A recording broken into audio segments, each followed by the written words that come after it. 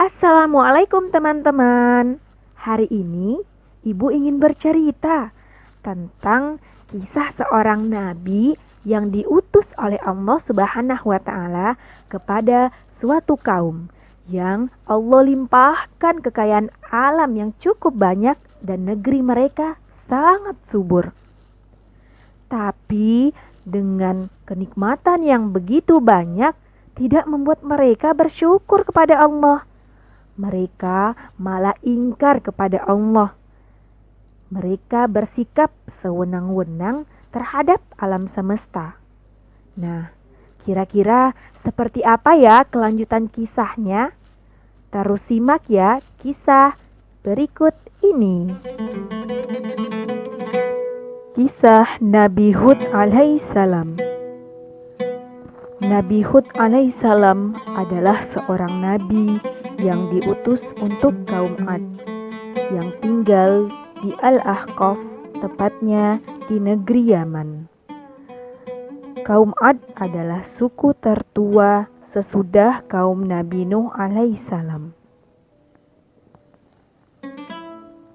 Kaum Nabi Nuh alaihissalam ini kemudian melahirkan lagi anak cucu sebagai keturunan mereka. Setelah lahir anak cucu Nabi Nuh alaihissalam,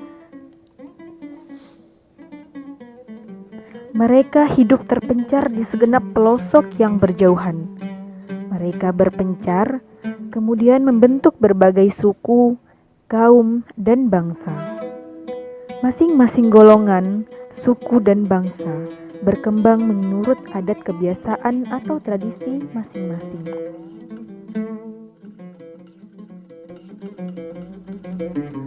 Namun, sangat disayangkan, beberapa abad kemudian, kaum Ad yang masih keturunan Nabi Nuh alaihissalam ini mulai melupakan ajaran Nabi Nuh alaihissalam. Kemakmuran hidup yang mereka peroleh bukannya membuat mereka semakin beriman kepada Allah Subhanahu wa taala. Justru malah membuat mereka melupakan Allah Subhanahu wa taala dan ajaran Nabi Nuh alaihissalam. Mereka lupa akan ajaran Nabi Nuh alaihissalam untuk selalu beriman kepada Allah Subhanahu wa taala. Selain itu, kehidupan berbagai suku yang semula tentram dan damai mulai terusik. Antar suku tidak lagi saling mengenal, terjadi persaingan yang tidak sehat. Sikap saling menguasai dan saling menindas menjadi pola kehidupan bermasyarakat mereka. Kondisi ini diperparah oleh keadaan mereka yang hidup tersebar di segenap pelosok. Sebagian mereka hidup berjauhan. Mereka terpecah menjadi berbagai suku bangsa. Antara satu sama lain, bukan hanya tak saling mengenal, bahkan mereka saling bermusuhan.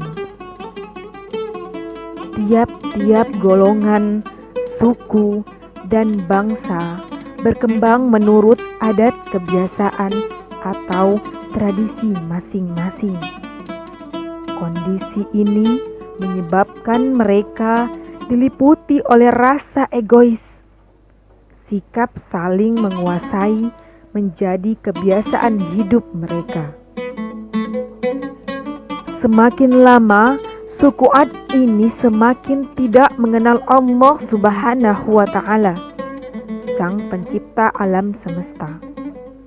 Mereka membuat patung-patung yang diberi nama Samud dan Al-Haba untuk mereka sembah. Menurut kepercayaan mereka, patung-patung tersebut dapat mendatangkan kebaikan serta dapat menolak kejahatan, kerugian, dan segala musibah. Patung-patung ini mereka sembah sebagai Tuhan mereka. Bersamaan dengan lenyapnya keimanan terhadap Allah Subhanahu wa taala, timbullah berbagai kemaksiatan, kejahatan, dan kepercayaan yang sesat. Kehidupan mereka kacau. Hal itulah yang membuat mereka ingin menyelamatkan diri karena sudah lupa terhadap Allah Subhanahu wa Ta'ala. Mereka mencari cara memperoleh keselamatan dan ketentraman. Sikap inilah yang membuat mereka menuhankan berhala sebagai pelindung bagi mereka. Mereka tenggelam dalam kenikmatan yang berlimpah berkat tanah mereka yang subur. Mereka beranggapan bahwa keberlimpahan nikmat tersebut merupakan pemberian berhala yang mereka sembah. Karena itu, mereka tak hentinya bersujud kepada kedua berhala itu. Mereka memohon perlindungan dari segala bahaya dan musibah. Kehidupan suku Ad tidak dituntun oleh nilai-nilai moral dan akhlak. Mereka menjadikan benda dan materi sebagai jalan hidup. Akibatnya, muncul perilaku serakah dalam kehidupan mereka sehari-hari. Mereka terus memperkaya diri dengan menghalalkan segala cara, termasuk dengan menindas yang lemah dan menyakiti orang lain. Sifat sombong, congkak, iri hati, dengki, hasut dan benci menguasai kehidupan mereka. Tak ada lagi kasih sayang dan kejujuran sesama mereka. Demikianlah kehidupan masyarakat suku Ad kala itu. Mereka menjadi penyembah berhala bernama Samud, Sada, dan Al-Haba. Hingga akhirnya Allah Subhanahu wa Ta'ala mengutus Nabi Hud alaihissalam kepada mereka. Sejak kecil, Nabi Hud alaihissalam dikenal sebagai pribadi yang berkelakuan baik dan berbudi pekerti yang luhur serta bijaksana dalam pergaulan. Nabi Hud alaihissalam adalah seorang yang penyabar dan berlapang dada. Ia dikenal pengasih, penyantun, dan juga cerdas.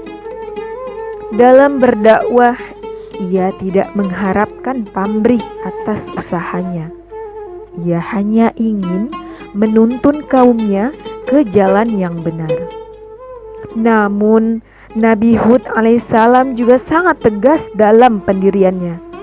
Ia memperingatkan mereka bahwa jika mereka tetap menutup mata dan telinga mereka, maka Allah Subhanahu wa Ta'ala akan menimpakan azab. Oleh karena itu, ia menyeru kaumnya untuk berhenti menyembah berhala. Nabi Hud alaihissalam juga menerangkan bahwa dia adalah utusan Allah Subhanahu wa Ta'ala yang diberi tugas untuk membawa mereka ke jalan yang benar. Ia menyeru kaumnya agar beriman kepada Allah Subhanahu wa Ta'ala yang menciptakan mereka. Allah lah yang menghidupkan dan mematikan, memberi rezeki atau mencabutnya dari mereka. Nabi Hud alaihissalam berkata kepada kaumnya, "Wahai kaumku, sembahlah Allah yang tiada Tuhan lain bagi kalian selainnya." Quran Surat Hud ayat 50. Kesombongan dan sikap keras kepala kaum Ad dihadapi Nabi Hud alaihissalam dengan penuh kesabaran, ketabahan, dan kelapangan. Ia tidak sekalipun membalas ejekan dan kata-kata kasar kaumnya dengan perbuatan yang sama. Ia tetap menghadapi semua perbuatan kaumnya dengan kata-kata yang halus. Bahkan Nabi Hud alaihissalam tidak marah ketika kaumnya mengejek dengan menuduhnya orang gila. Dengan lemah lembut ia menolak tuduhan dan ejekan itu dengan mengatakan, "Aku tidak gila dan Tuhan-Tuhan yang kalian sembah tidak dapat mengganggu pikiranku sedikit pun. Aku ini adalah Rasul pesuruh Allah Subhanahu wa Ta'ala, dan aku adalah seorang penasihat yang jujur bagi kalian, menghendaki kebaikan dan kesejahteraan hidup kalian, dan menjaga agar kalian terhindar dari azab dan siksaan Allah Subhanahu wa Ta'ala di dunia maupun di akhirat. Meski telah menyampaikan dakwahnya dengan cara-cara yang baik dan lembut, kaum Ad tidak berubah. Hati dan pikiran mereka telah benar-benar tertutup. Mereka menampakkan penentangan terhadap ajaran yang diserukan oleh Nabi Hud alaihissalam. Dari waktu ke waktu, kaum Ad yang durhaka itu semakin congkak. Mereka tidak mau mengindahkan ajaran Nabi Hud alaihissalam untuk beriman kepada Allah Subhanahu wa Ta'ala. Sebaliknya, mereka berani menantang apakah Allah Subhanahu wa Ta'ala benar-benar dapat memberikan azab sebagaimana yang dikatakan Nabi Hud alaihissalam. Maka, sebagaimana yang dijanjikan Nabi Hud alaihissalam, tibalah saatnya Allah Subhanahu wa Ta'ala menunjukkan kekuasaannya kepada kaum Ad. Tahapan pertama pembalasan Allah Subhanahu wa Ta'ala kepada kaum Ad berupa bencana kekeringan yang melanda ladang dan kebun mereka. Allah Subhanahu wa Ta'ala tidak menurunkan hujan. Matahari menyengat sangat kuat laksana percikan-percikan api yang menimpa kepala mereka. Bencana kekeringan itu mengancam kehidupan kaum Ad. Apabila kekeringan ini terus berlangsung, maka mereka akan menderita kelaparan. Bila hujan tidak turun, tanah mereka yang subur akan menjadi gersang dan tandus. Jika itu terjadi, maka pertanian dan perkebunan akan terancam dan mereka akan kekurangan bahan makanan. Akan tetapi, mereka tetap tidak mau percaya dan menganggap ucapan Nabi Hud alaihissalam itu omong kosong belaka. Maka mereka pergi menghadap berhala-berhala yang mereka sembah untuk memohon perlindungan dari musibah yang sedang mereka hadapi. Mereka mengadu dan berkeluh kesah atas bencana yang sedang mereka hadapi, seolah patung-patung tersebut dapat membantu mereka keluar dari bencana. Masa penghancuran pun tiba. Segumpalan awan dan mega hitam muncul di atas negeri kaum Ad. Namun mereka tidak sadar bahwa awan itu adalah pertanda akan datangnya bencana. Mereka mengira awan itu adalah awan yang akan menurunkan hujan. Kaum Ad begitu bergembira. Mereka pun keluar dari rumah. Mereka sambil berkata, Hari ini kita akan dituruni hujan. Hari ini kita akan dituruni hujan. Melihat sikap kaum Ad yang sedang bersukaria itu, berkatalah Nabi Hud alaihissalam untuk memperingatkan mereka.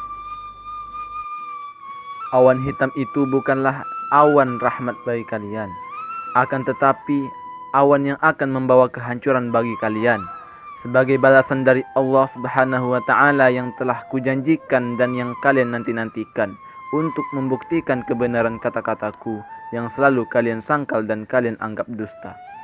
Allah Subhanahu wa Ta'ala berfirman, maka tatkala mereka melihat azab itu berupa awan yang menuju ke lembah-lembah mereka, berkatalah mereka, inilah awan yang akan menurunkan hujan kepada kami.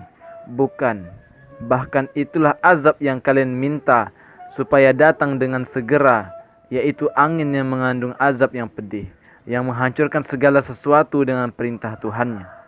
Quran Surat Al-Ahqaf ayat 24 hingga 25. Ketika kaum Ad tengah bersuka cita menyangka hujan akan turun, tiba-tiba udara berubah. Suasana menjadi semakin gelap, angin mulai bertiup dengan kencang. Udara yang semula sangat kering dan panas kemudian menjadi sangat dingin. Akibat angin yang kencang, semua benda-benda menjadi bergoyang, atap-atap rumah berterbangan, pohon-pohon tercabut dari akarnya, kandang-kandang ternak pun roboh, membuat hewan-hewan yang ada di dalamnya lari kocar-kacir. Angin terus bertiup, rasa dingin yang semakin kuat pun terus menerpa tubuh mereka.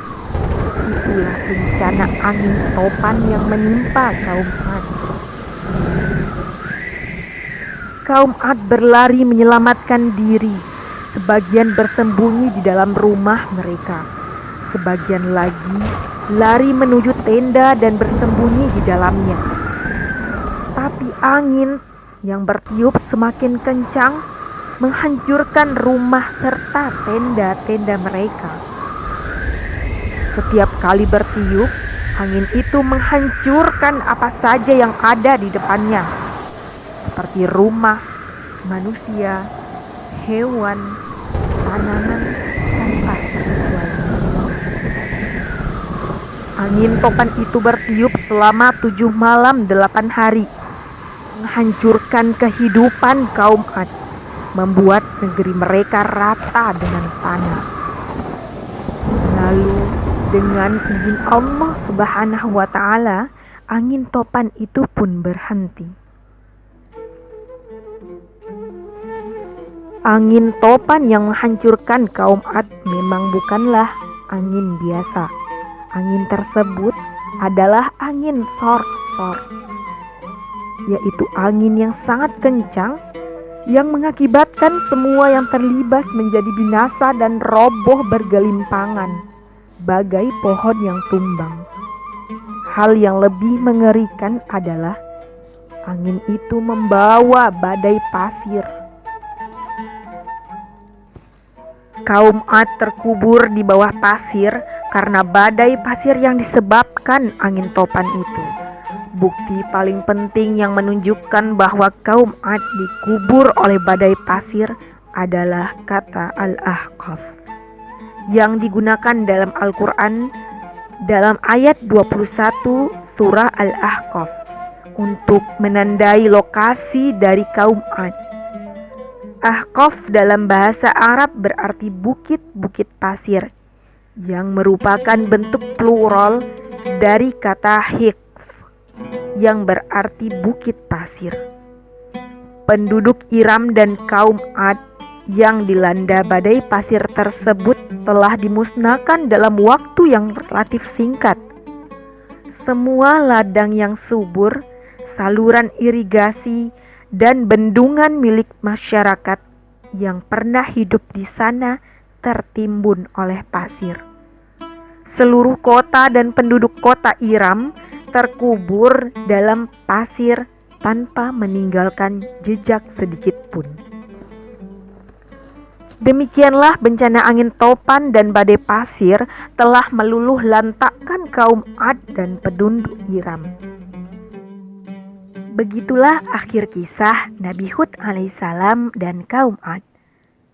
Semoga kita semua bisa mengambil pelajaran dari kisah yang sudah diceritakan tadi. Pelajaran penting dari kisah Nabi Hud alaihissalam adalah Allah memberikan bencana angin topan dan kekeringan kepada kaum Ad yang merupakan kaum yang sangat menentang ajaran Islam dan tidak mau menyembah kepada Allah Subhanahu wa Ta'ala.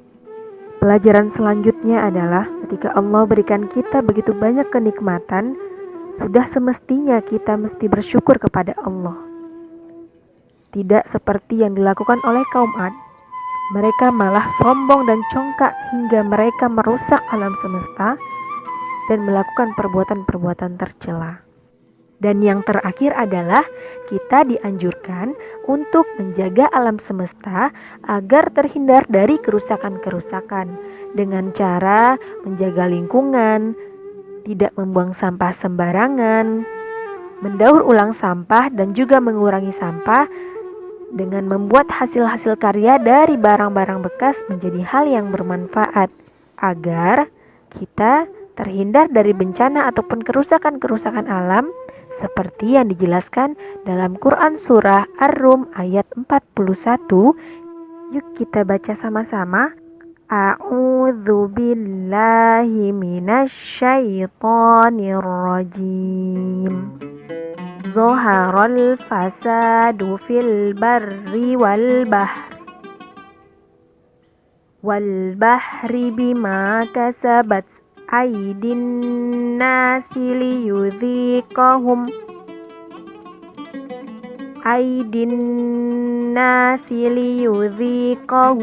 ba'dalladhi amilu